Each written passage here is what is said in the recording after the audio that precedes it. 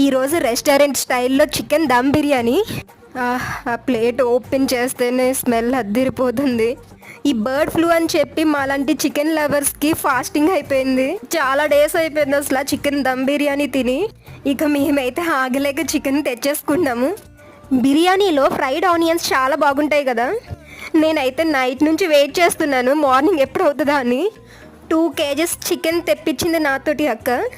1 kg ఏమో chicken dum biryani, ఇంకో 1 kg ఏమో ఇక చికెన్ పికెల్ అంట.